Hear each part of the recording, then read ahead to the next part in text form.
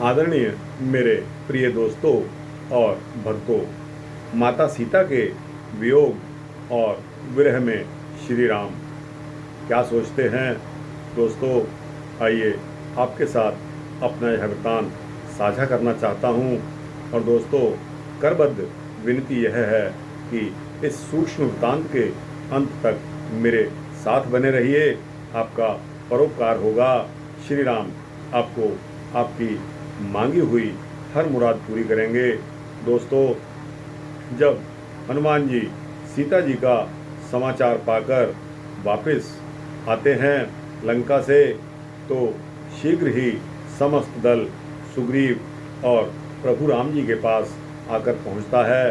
हनुमान जी प्रभु राम के चरणों में गिरकर कहते हैं कि हे स्वामी, आपकी अनुकंपा से समुद्र पार करके मैं लंका पहुंचा। मैंने माता सीता को अशोक वाटिका में एक वृक्ष के नीचे आपका नाम निरंतर जपते हुए पाया। माँ सीता पवित्रता तथा दिव्यता की साक्षात मूर्ति हैं। रावण उन्हें छूने का साहस भी नहीं कर सकता, लेकिन आपके दर्शन करने के लिए वे 1 मास और जीवित रहेंगी। यह चूड़ामणि माँ सीता ने आपके लिए निशानी की तौर पर दिया है।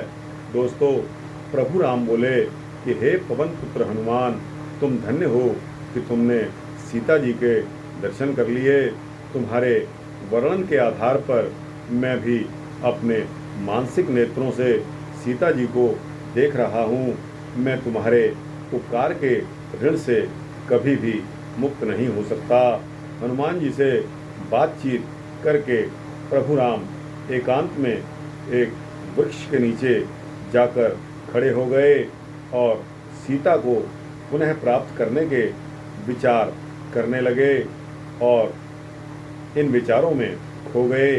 उनका मन समुद्र पार करके लंका की अशोक वाटिका में सीता के दुर्बल शरीर को देखने के लिए लालायित हो उठा।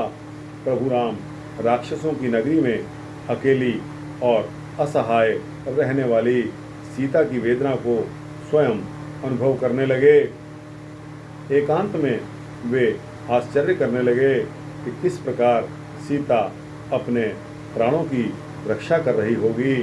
भयानक राक्षसियाँ जो इतनी भयानक हैं, उन भयानक राक्षसियों से घिरी हुई एक वृक्ष के नीचे बैठकर किस प्रकार सीता गर्मी, सर्दी और बरसात के आघातों को सहन कर रही होगी। प्रभु राम की ऐसी इच्छा हुई कि वे पंख लगाकर अशोक वाटिका में उड़कर चले जाएं और सीता जी को अपनी भुजाओं में समेट लें, लेकिन फिर उन्हें वास्तविकता याद आती है कि समुद्र का 100 योजन का विस्तार है। इसे पार करना इतना सरल नहीं है। अब उन्हें यह चिंता सताने लगी कि इस विशाल महासागर को उनकी सेना किस प्रकार पार करेगी। यदि 1 मास के भीतर रावण को तथा उसके राक्षसों का वध न हो सका, तो सीता के प्राण फिर कैसे बचेंगे।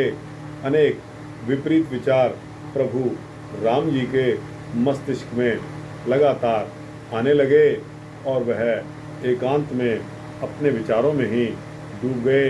तो दोस्तों, आज सीता जी और श्री राम के बारे में मैं आपको यह वृत्तांत सुना रहा हूँ, लेकिन कभी क्या आपने अपने ऊपर इस बात को लेकर देखा, या आपके परिवार में कभी कोई ऐसा हादसा हुआ हो कि किसी मनुष्य की पत्नी जैसे छोड़कर मायके चली गई हो और वहाँ से उसने नोटिस भेज दिया हो। तो दोस्तों, दिल पर कैसी बीतती है।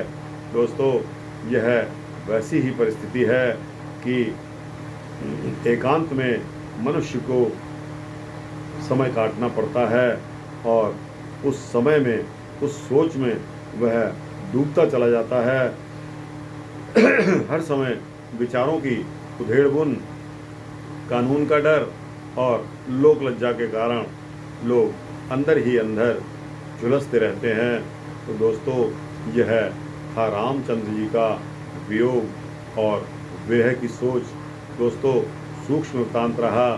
श्री राम की और भी सोच रही होंगी। दोस्तों, वह अनंत हैं, वह अथाह हैं। हम उनके बराबर नहीं पहुंच सकते। हम सिर्फ काम की बात के लिए जहां तक हो सकता है अपने विचार आपके समक्ष रख सकते हैं।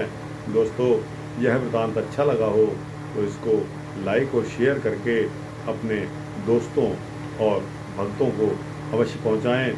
इस चैनल को सब्सक्राइब करेंगे तो इसी तरह के धार्मिक वृत्तांत आपको रेगुलरली मिलते रहेंगे, ऐसा मेरा संकल्प है। दोस्तों, जय श्री राम, जय श्री कृष्ण।